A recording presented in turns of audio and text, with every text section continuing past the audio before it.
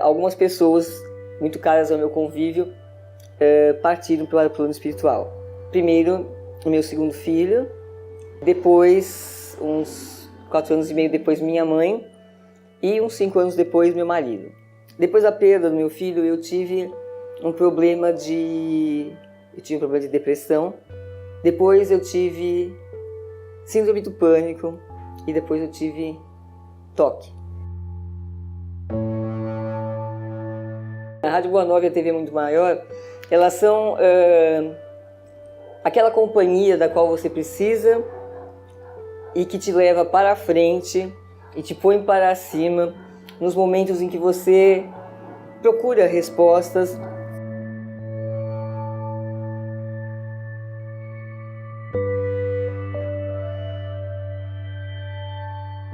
Então, para mim, o Espiritismo é isso, é esse sentido de vida, é essa busca de ser um ser humano melhor, um coração mais amigo, um coração mais fraterno, que eu acho que é isso que precisa. Quando os corações se renovarem no amor, o mundo se renova também.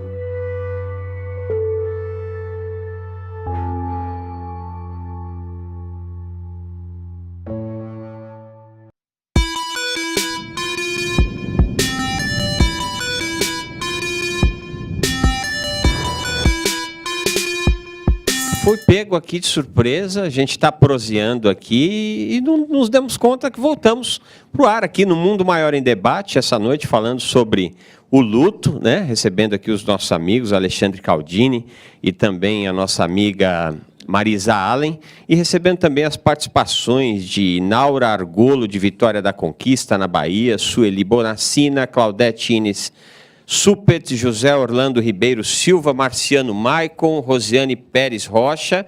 Ela dá os parabéns pelo programa, pela programação da TV, diz, olha, sempre ligadinha na gente, ficamos muito felizes com isso, né? Nossa gratidão por vocês que nos acompanham, que são a razão deste canal, né? Nós fazemos este canal, a TV Mundo Maior, a Rádio Boa Nova, justamente para levar esta informação de consolo, de paz, de luz, de fé, da famosa fé raciocinada que a doutrina dos Espíritos nos traz. André, né? Permite uma coisinha? Claro. Você está falando disso outro dia, eu estava em Entre Rios, que é uma cidadezinha do interior da Bahia, uma cidade super simpática, fui fazer uma palestra lá, e uma das senhoras chegou e falou, conheço você. Eu falei, você me conhece? Claro, eu assisto você na TV Mundo Maior, Ai, conheço já. Tá então, vendo? muito legal, parabéns, viu? Levam tá longe mesmo, muito bacana. Eu fui outro dia ao jantar numa pizzaria na região da Consolação.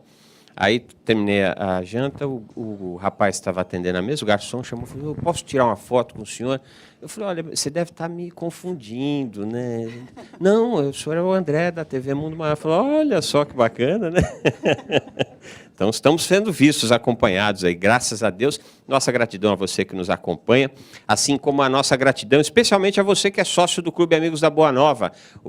A TV e a rádio só existem graças aos nossos irmãos, são sócios do Clube Amigos da Boa Nova e que entendem que esta mensagem de amor e de paz precisa ser levada por intermédio de todas as formas possíveis de se levar essa mensagem, né? E nos auxiliam mensalmente aqui. Então, você que ainda não é, torne-se sócio do Clube Amigos da Boa Nova, 0800 12 18 38, ou acessa lá, amigosdaboanova.com.br, né? Faça como as pessoas que estão nos procurando aqui. Você pode e deve participar desse programa, você pode fazê-lo através do e-mail debate@feal.com.br ou pelo telefone 0 operadora 11 20 86 43 79. A sua participação também pode ser feita pelo facebook.com/TV Mundo Maior ou pelo WhatsApp 11 99643 3827. Tem uma mensagem aqui, ela achei interessante. Olá, me chamo Renata, tenho 46 anos e perdi meu pai quando eu tinha 10 anos. E até hoje, quando me lembro do velório, sinto uma tristeza, como se eu revivesse a morte de novo. Por que é tão difícil perder um ente querido? E aí já vamos emendar naquela participação que aquele assunto que você queria tratar, né? É obrigatório a gente chorar ali? Não? Pois é, esse é curioso, eu estava comentando até fora do ar aqui com o André, né? E com a Marisa. A dor é tão complexo identificar e trabalhar a dor, que também acontece de ter gente que não está assim tão triste, mas força uma tristeza não genuína para mostrar para os demais que está triste. Por quê? Porque se eu não ficar muito... Meu pai morreu. Se eu não ficar muito triste, vai parecer que, nossa, eu não gosto do meu pai. Sim. Mas às vezes você está bem, a pessoa morreu e você gosta da pessoa e está tudo certo, né? E a gente força. Basta lembrar, não tanto tempo atrás, a gente pagava umas senhoras das carpideiras para irem chorar no velório, né? Porque eu não tinha lágrima, pagava alguém para chorar por mim. Né? Então, acho que a genuinidade, a sinceridade, né, André, é o que comanda. Está triste, está natural, compreensível, viva o luto, perfeito. Mas não precisa exagerar uma coisa que não seja verdadeira. Com relação ao que a Renata pergunta, é difícil mesmo, né? Uma criança de 10 anos, cujo pai faleceu, claro que vai sentir falta em diversas situações da vida, e talvez o luto tenha sido uma coisa muito pesada. Tomara que o luto, ou melhor, luto não, o velório, tomara que o velório deixe de ser uma coisa assim tão pesada. Meu pai faleceu há 2 anos, e muito tempo antes, ele que não era espírita, e minha mãe fala o seguinte: olha, quando a gente morrer, fecha de noite lá o velório, deixa a gente lá e volta de manhã, vão dormir, né? E assim a gente fez. E foi super interessante, porque você fica mais tranquilo, mas é mais justo com todo mundo, né? Sim. E o clima, quando você falou do seu pai, eu lembrei isso também, ficou um clima muito melhor. Sim. Em casa somos judeu, ateu, católico, espírita, uma confusão. E todos compreendemos da mesma forma e foi uma coisa bastante tranquila. Claro que um senhor idoso já era esperado, é diferente de uma pessoa jovem que desencarna repentinamente, né? Sim. Mas se o velório pudesse ser uma coisa mais tranquila, muito melhor, né? Que não seja um local de sofrimento para todo mundo, né? Eu imitei seu pai, viu? Eu já falei, olha, quando eu morrer, vocês façam a mesma coisa. Não precisa nem trancar a sala, que eu prometo que eu não fujo. E no outro dia eu estarei lá, né? Ou melhor, o corpo estará lá, né? Marisa, dá para a gente dizer quanto tempo, no máximo, um luto deve durar? E se existe um momento onde a gente entende que é preciso fazer uma gestão, por assim dizer, do processo, uma gestão psicoterapêutica, uma gestão psiquiátrica, enfim, medicamentosa? Eu posso voltar? Eu ia contar uma história, ele não pediu para eu contar, mas eu vou contar. A Renata Rebelde. fez uma... A Marisa é rebelde. A Renata fez uma pergunta que E não acho trouxe que foi... chocolate, além de tudo. E não trouxe chocolate. Tudo é isso. Então, Eu vou ter que chamar outra vez, senão vai parecer que era só por causa do chocolate. A Renata fez uma pergunta que foi respondida, mas eu vou me intrometer na pergunta da Renata e vou falar também uma coisa. Então, primeiro, eu vou falar para a Renata que tenho uma preocupação com a expressão perder uma pessoa. Sim. Eu não sei se a gente perde, porque o que a gente perde, a gente tem que procurar. Então, a gente não perde as pessoas, né? As pessoas realmente morrem, as pessoas desencarnam, a gente vai ao velório. Então, acho que a gente, quando começa a pensar no peso das palavras, a gente pode começar a trocar Sim. o vocabulário, assim como a gente pode trocar as atitudes perante a morte. E trocar as atitudes significa também trocar, né? Trocar o pensamento sobre o próprio sentimento. Se eu não estou triste, porque eu vou representar uma tristeza só para cumprir um papel social? Eu não preciso mais disso. Se eu tenho compreensão, eu não preciso cumprir um papel para... né? Agradar ninguém, né? Isso. Então, Renata e outras pessoas, eu não perco ninguém para a morte. A morte vai chegar para todos nós e nós não vamos perder ninguém. Se me permite, eu falo isso nas palestras. Não é uma derrota. Ele perdeu para aquela doença. Não perdeu nada. Ele lutou quanto pôde. Como se aqui fosse maravilhoso. Viver é uma maravilha. É tudo bárbaro aqui. Quem disse que está pior? Né? Quem disse que aqui não é pior? É como 2 encarcerados, um vai embora, se lamenta que o outro foi embora. Não, que bom que ele ganhou liberdade. Isso. Eu ainda estou preso, mas o cara foi libertado. Né? Eu tive uma paciente minha que, durante muito tempo, ela sofreu bastante acompanhando o filho com câncer. E o processo do câncer do filho foi muito difícil. E quando o filho morreu, ela disse, ele morreu curado. Olha que interessante. Porque antes do câncer, ele era um rapaz rebelde, ele era um rapaz extremamente materialista. E o contato com outros doentes, o contato com a vida real, fez daquele moço um ser extremamente mais humanitário, mais bondoso, mais virtuoso.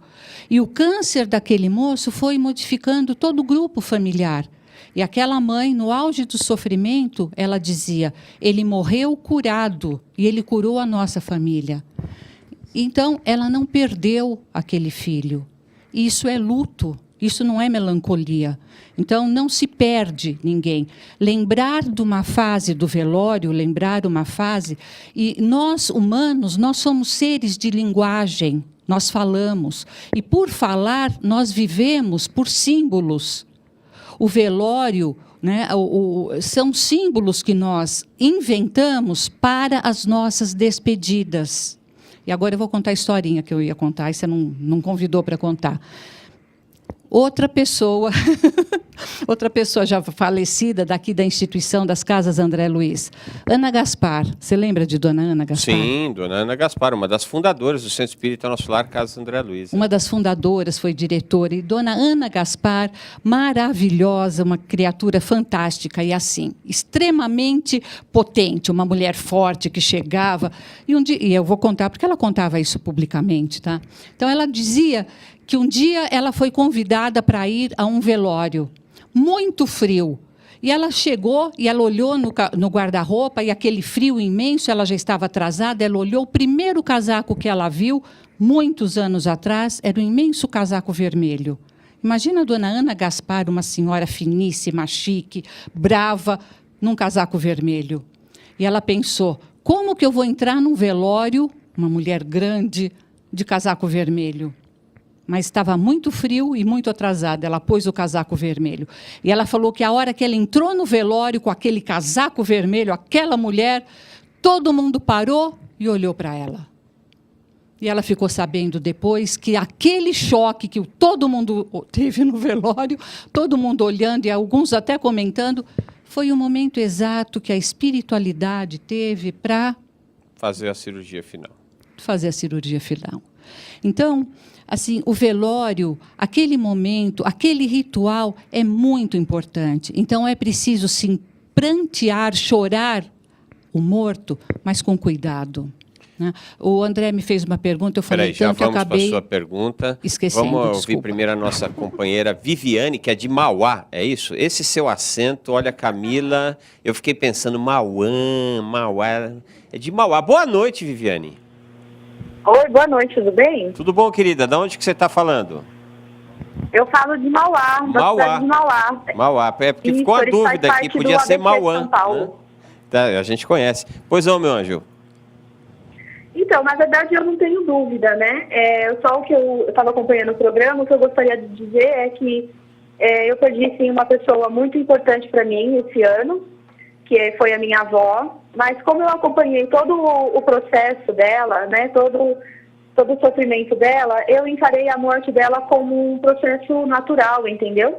Sim, sim. Então, foi sofrido, sim, foi dolorido, mas eu encarei como um processo normal, que eu acho que todas as pessoas deviam se preparar para isso, né? Sim, sim. E, infelizmente, é isso que acontece. Infelizmente não, na verdade é felizmente, né? Felizmente. Porque sai daqui e vai para um lugar muito melhor, onde o tratamento é muito maior, fora dos nossos alcances, e que eu tenho certeza que ela está num bom lugar. Então, doeu pela falta dela, pela presença dela aqui, mas não que eu tenha ficado assim, revoltada, triste por esse motivo, não. É a saudade, né? Nada mais natural, né? Saudade, faz parte. Tá bom, querida. É saudade, mas a gente encarou como um processo natural, né? É isso aí. Muito obrigado pela sua participação aqui, Caldini. André, não, só comentando um pouquinho do que ela falou, você falou saudade.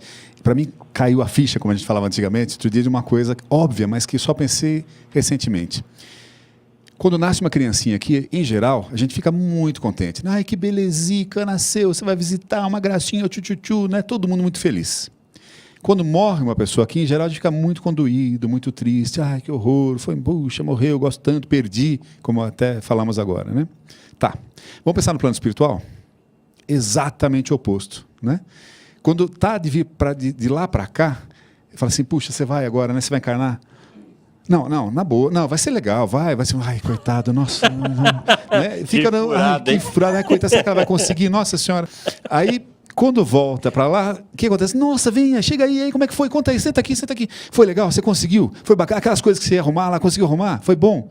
É uma felicidade a volta. Então, é curioso pensar isso. Se nós pensarmos o morrer e o nascer, depende de onde você está, você vê de um jeito ou de outro. Pensando assim, fica tudo mais tranquilo e mais fácil, e assim é, de fato. Né? Sim, é que a gente só olha um pedacinho da história. Né? Você sabe que há uns anos atrás eu estava assistindo um filme, um garoto, já contei isso aqui, mas em outro programa vale a pena contar de novo. Um garoto que estava acometido de câncer, e ele encontra um sábio no seu caminho, e ele sofrendo, porque sabia que a sua vida física estava próxima da finitude, e aí a personagem desse sábio vem e diz assim para ele, olha, quando você nasce, você chora e o mundo sorri. quando você morre, você sorri e o mundo chora, né?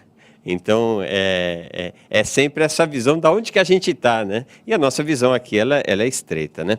Agora sim, Marisa, dá para a gente dizer o tempo máximo de que a gente se entrega para esse luto e se tem um momento onde a gente deve se preocupar e procurar um tratamento para isso?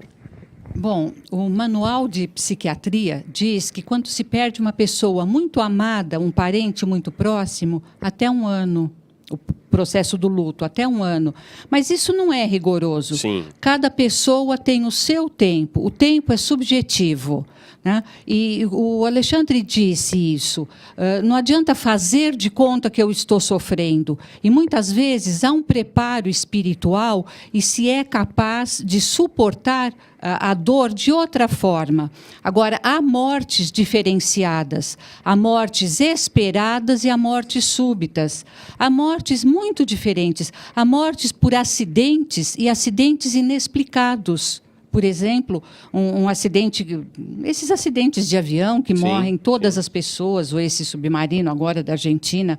Então, cada morte depende da condição, depende da circunstância, causa uma dor diferenciada. Sim. Então, seguir o manual de psiquiatria, eu não sei. Bom, algumas outras participações, entre elas o Marciano Maicon, Regina Capone, a Sheila Marinho, que sobrenome, Regina? A Mercedes Cabral, brincando, Regina. E a Adriana Coan diz assim: Caldini, indica o seu livro para todos que querem entender a doutrina em relação à morte. Livro muito esclarecedor, parabéns e muito obrigada. Adriana Coan. Adriana, eu que agradeço. Muito obrigado. É uma delícia para quem escreveu um livro ouvir pessoas assim. E eu queria dizer uma coisa aqui que acho que vale a pena saber. Os 2 livros, os direitos autorais, são 100% entregues para as casas André Luiz, né?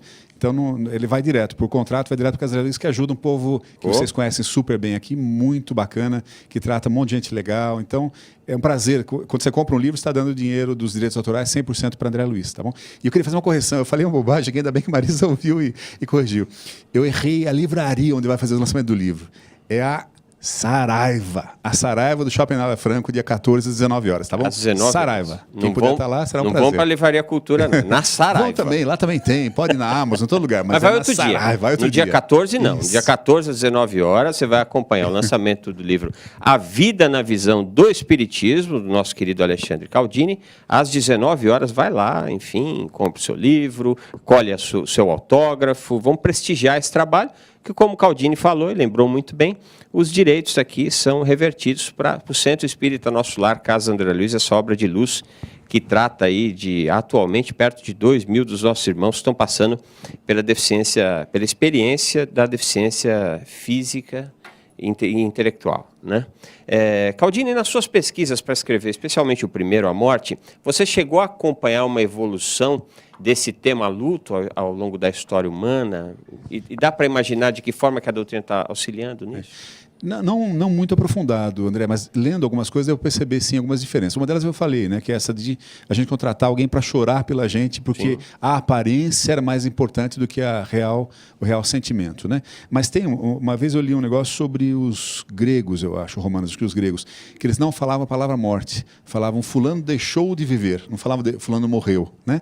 E a gente tem um pouco disso no espiritismo também. Uma vez eu tomei um pito dando aula para criancinhas e tinha uma professora junto comigo lá no centro espírita que eu frequento. Eu falei, então fulano morreu. Ela falou, tio Alexandre, não é morreu, é desencarnou. Eu fiquei pensando, falei, mas tanto faz, né? Morreu, desencarnou, fez a passagem, foi pro Beleléu, tanto faz, né, André? Então, acho que o jeito de se expressar tanto faz, o sentimento é o que mais importa. E acho que sim, ao longo do tempo nós estamos aprendendo a lidar melhor com a morte. O que é surpreendente, né? Porque todo mundo morre, sempre morreu, sempre, ainda assim, a gente tem muita dificuldade de lidar com ela. Mas o papel do Espiritismo, acho que é exatamente isso que nós estamos fazendo hoje aqui, o esclarecimento para que nós compreendamos melhor, de preferência, independentemente da religião, né, o que cabe viver nesse momento, o que não, o que ajuda aquele que morreu, o que prejudica aquele que morreu. E qualquer coisa qualquer apego que traga de volta, que preocupe essa pessoa que desencarnou, é claro que não pode ser bom para ele ou para ela, né? Esse acho que é o ensinamento básico que o Espiritismo dá, que eu acho muito útil. Ô Marisa, um dos pilares de tratamento da psicanálise é a associação livre, né? O cliente deita-se no divã, enfim, ou à frente do psicanalista e fala aquilo que lhe vem à mente sem qualquer tipo de de censura, simplesmente fala, porque ali tudo que chega tem uma razão de ser, né? A cura através da fala, por assim dizer. Falar sobre o acontecimento da partida do ente querido tem algum tipo de ressignificação, de auxílio nesse momento de luto, de vivência do luto? É fundamental poder falar. Fundamental, inclusive, usar as palavras mais certas. O Alexandre está falando agora sobre, por exemplo, falar com crianças sobre a morte. É fundamental poder falar. Claro que a psicanálise é tida como, né, a cura pela fala. Mas sem ser a procura terapêutica, a procura de um analista mesmo, poder falar. Mas sem procurar um profissional, existem algumas coisas que não se deve falar para uma pessoa enlutada. Por exemplo, como é que você está? Está tudo bem? Nunca fala isso para quem está enlutado. Outra coisa que não se deve falar, tem alguma coisa que eu possa fazer por você? Não fala assim, não. É muito melhor fazer uma feira, fazer uma canja, fazer exatamente alguma coisa e leva diretamente. Uma outra coisa é ficar ao lado e não falar nada. Ao invés de não falar nada, dá um abraço, limpa alguma coisa. Então, assim, tem algumas atitudes que valem muito mais para aquela pessoa que está sofrendo. Vai buscar a criança na escola. Então, existem algumas coisas que valem mais pelo bom senso. A cura pela palavra, sim, vale muito. Então, assim, existem vários sites que falam sobre o luto. Mães que perderam os filhos pelo suicídio. Mães que não chegaram a ter os filhos porque perderam por aborto. Então, existem muitas situações traumáticas. Esses acidentes que morrem, por exemplo, os acidentes de avião, que morrem todos os passageiros, e que o poder público não dá a mínima assistência. Então, assim... Posso colocar alguma coisa com relação a falas também, que eu até observo no livro. Uma que eu vejo são as falas padrão, que eu acho muito ruins. Pense antes de falar e fale com o coração, né? Uma que é comum, que eu acho horrorosa, é assim, coitado, não, morreu. Por que coitado, né? Ou então, ele era tão bom e morreu. Porque como nós todos sabemos, quem é bom não morre, tá certo? Só gente ruim morre. Não, verdade. Né? Morreu porque ele era bom, estava tudo certo, podia ir, já estava na hora, né? E quando você fala do desencarne coletivo no avião, tem um caso, André, acho que eu até comentei com você, uma pessoa espírita, amiga minha, comentou que nesse acidente último da TAM aqui em Congonhas, uma senhora que mora pertinho do aeroporto, que é espírita, amiga desse meu amigo, foi à janela, foi intuída para ir para a janela. Quando chegou na janela, ela falou, olhe para lá. Ela olhou, viu um monte de gente vestida de branco, um monte de gente. Nesse exato momento entra o avião. Né? Então, segundo esse meu amigo, segundo a amiga dele, estavam ali já esperando para socorrer. Né? Eu achei isso espetacular. Eu não tenho por que achar que isso é uma mentira. Não teria por que ela contar uma mentira dessa. Né? Se assim for mesmo, que coisa boa. Está tudo certo. Tem gente esperando, está tudo programado. Não há erro, não há engano. O cara entrou no avião sem querer. Não, era hora dele. Estava tudo certinho. Né? As coisas são equacionadas de forma adequada. Tem gente para receber, para acalmar, para acolher, né? Mesmo no suicídio. Só a gente precisa ir para o intervalo. A gente vai para o intervalo, já volta daqui a pouquinho com o Mundo Maior em Debate, falando essa noite sobre luto. Não foge daí não. TV Mundo Maior levando a vida até você.